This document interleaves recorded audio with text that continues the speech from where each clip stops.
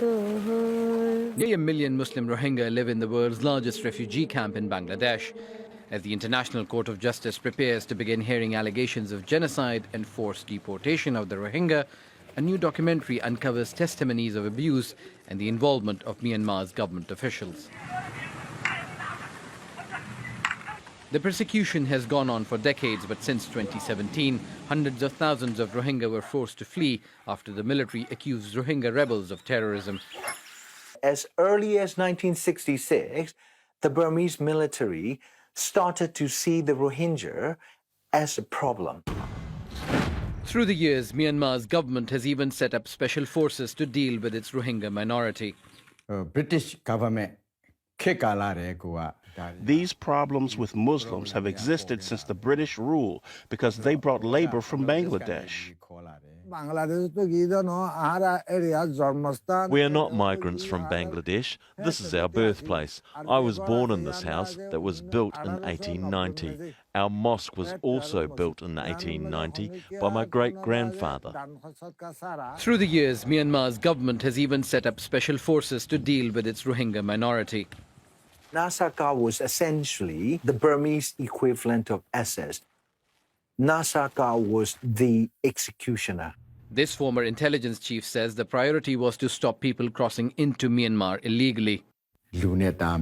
I created Nasaka to stop people from crossing the borders. It was the right thing to do. They were migrants. Our objective was to control our border.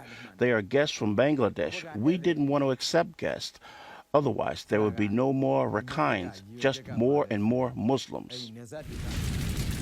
Now, decades later, UN investigators have warned genocide threat for Myanmar's Rohingya is greater than ever. A soldier held a gun to my head and said, "What if I shoot you right now?" Then he said, "We have an order to kill all of you Muslims. We are invincible." All Rohingya, once their villages were burnt down, were funneled into what is now the camp complex, where 120 to 140,000 Rohingya are basically imprisoned. They are concentration camps, detention camps. It's not intercommunal violence. This is the Burmese state organizing and watching over the destruction of Rohingya villages and the rounding up of hundreds of thousands of Rohingya into camps. Some Rohingya say they hid their children in graves. Others had their babies burned alive. They threw the children into the fire. They turned our heads the other way so that we wouldn't see it. We have never been soft on human rights in this country.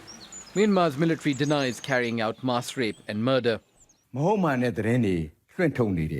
A lot of news about Rakhine State is fake. There's fabricated news that the military has raped women. It's not true.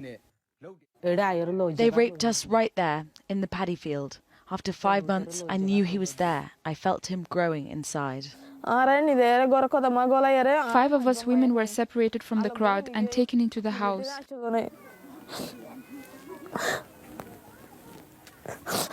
They closed the door, then they blindfolded us, and then they did whatever they wanted to do with us.